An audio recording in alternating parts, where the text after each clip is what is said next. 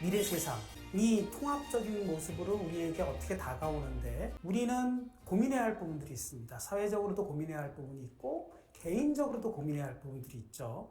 그래서 사회적인 고민이야 여러분이 다른 분들이 한다고 보여지고 우리 자신들은 이러한 거에서 어떻게 준비를 해야 하나 하는 것도 좀 같이 생각하면서 제 이야기를 들으시면 먼저 우리가 로봇 하면 아까 떠오르는 이미지가 이제 곧 다가올 인간과 같은 모습이라고 했는데 우리의 일자리는 어떻게 될 것인가? 인공지능 자체를 세 가지 단계로 분류를 합니다. 첫 번째 단계를 전문화된 인공지능이라고 하죠.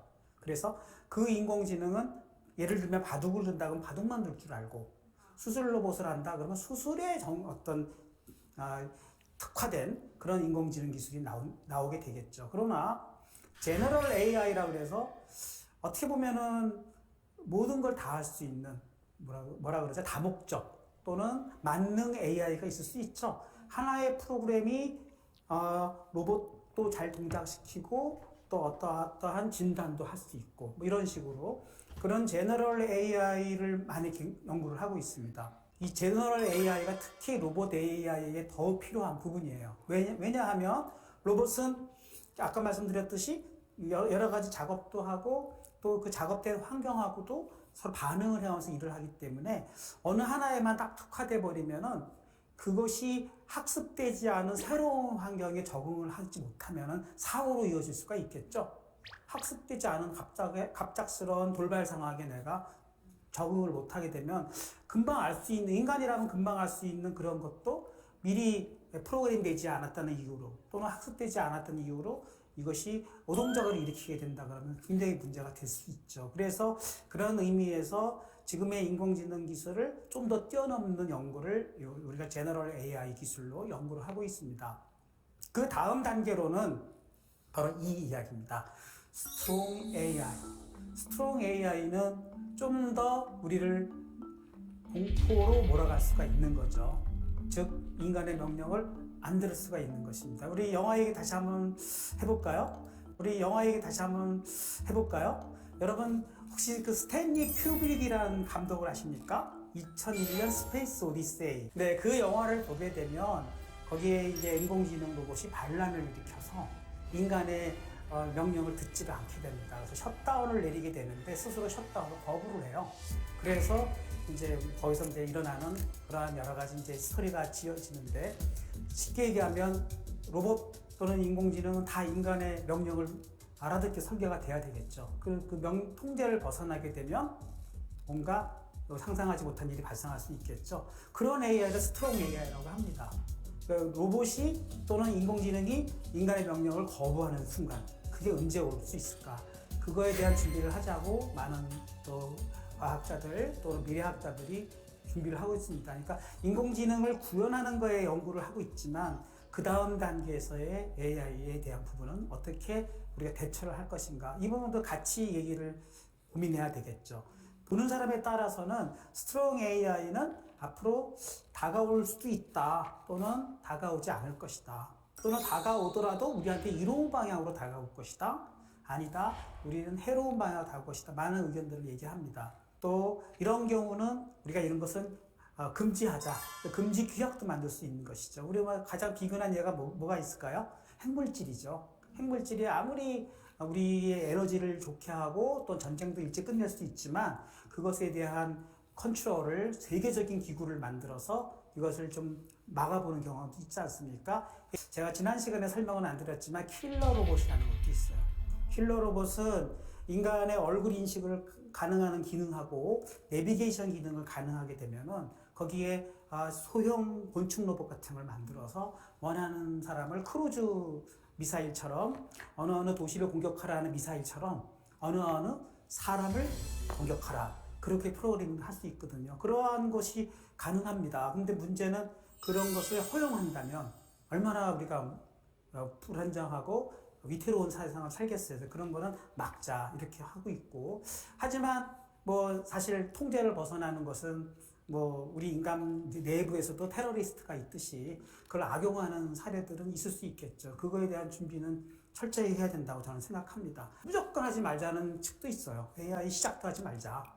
결국 우리를 언젠가는 우리 통제를 벗어나게 되는 것이 분명한데 어떻게 이것을 시작하느냐 막는 것은 아까 제가 지난주에 말씀드렸듯이 러다이트 운동하고 비슷합니다. 미래에 대한 불안인 것이죠. 그래서 그것은 오해인 것이고 어차피 우리가 통제를 못하면은 우리 스스로가 파멸로 이끄는 것은 AI만 있을까요? 약물도 있는 거고 여러 가지 군사적인 수단도 있는 것이고 많은 부분이 있는 건데 그때그때마다 다 막을 수는 없는 것이지 않습니까? 결국은 우리가 해야 할 일은 그걸 통제하는 일입니다. 그래서 그 통제를 우리가 스스로 이길 수가 없다면은 우리 자체가 그만큼 노력을 덜 했다는 증거가 아닐까요?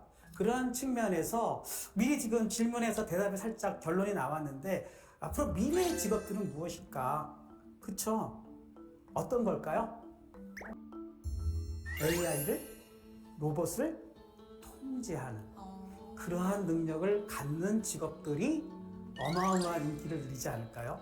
여러분들도 결국은 그런 세대, 그러한 문명의 새로운 변혁이 일어나고 그걸로 인해서 우리의 생활은 훨씬 더 발전하지만 분명히 그거에 반대적인 요소를 잘 막고 안전하게 우리를 지키는 그러한 새로운 기술과 직업이 저는 생겨날 거라고 볼 수 있습니다. 예를 들면 뭐 인공지능 관리사 이런 거라든가 로봇 안전관리 뭐 안전맨 이런 게 있을 수 있지 않을까요?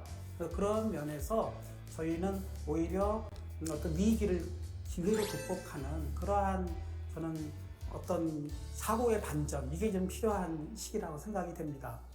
여러분 혹시 영화 롬모맨이라고 보신 적이 있나요? 또 옛날 얘기하고 있습니다. 롬모맨. 근데 저는 그 영화를 보면서 남들이 못 본 포인트를 하나 봤어요. 그 롬모맨이 무슨 뜻일까요? 롬모맨.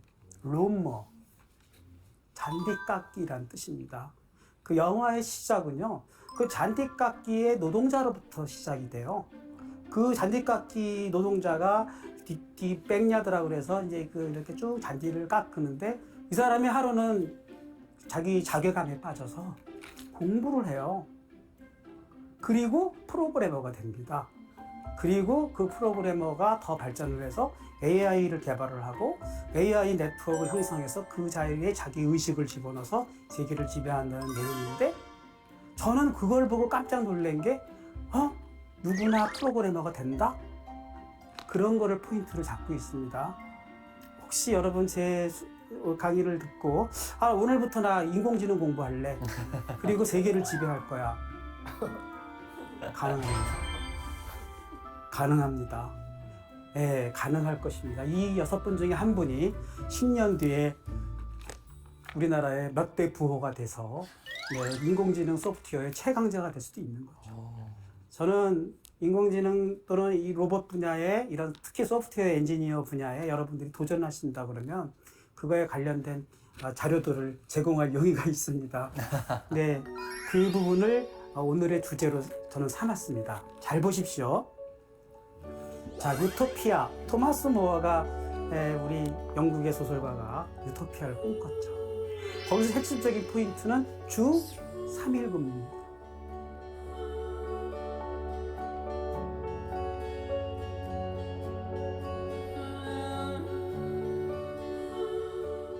주 3일 근무? 다가온 것 같아요. 지금 주 5일 근무입니까? 어느 회사 4일 근무하는 데 있어요? 네. 4일 근무하는 데 있으니까 조금 하루만 더 짧아지면 3일 근무 가능하지 않을까요? 있다고는 들었어요. 들었죠? 네네. 네. 주 3일 근무. 그러면 노는 날이 더 많은 거죠. 네. 그 생각을 왜 안 해봤죠? 왜 우리는 일하는 것이 당연하다고 생각했죠? 그리고 일하다 지치면 쉬는 거라고 생각했잖아요. 네. 근데 쉬는 것 자체가 진짜 인생일 수도 있지 않을까요? 그게 생각의 반전인 거죠.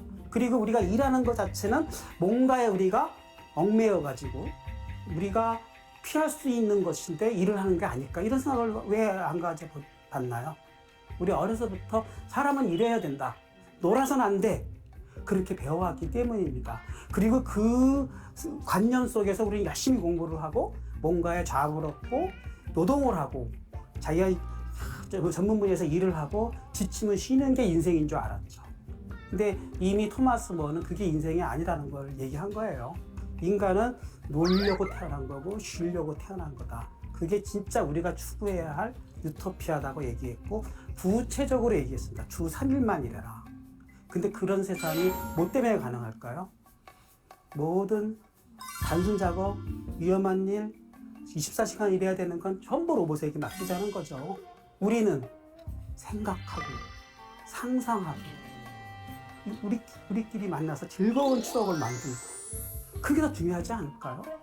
많이 여행을 같이 다니면서 가족 간의 즐거운 추억을 만들고 친구들과 같이 즐거운 생각들을 하면서 즐거운 상상력을 많이 다룰 때 진정한 이 미래 세계의 삶의 모습이 되지 않을까요? 그걸 꿈꿨다고 저는 생각합니다. 유토피아는 우리의 이상향, 그래서 많은 전미사로 쓰이죠. 뭐 로봇으로 만들어지는 유토피아는 뭐 로보토피아, 뭐 예를 들면 각종 피아들이 그렇게 태어난 것이지만 저것은 어쩌면 그냥 허황된 그 드림이 아니라 우리가 가져야 할 정말로 목적지일 수도 있다는 것이죠.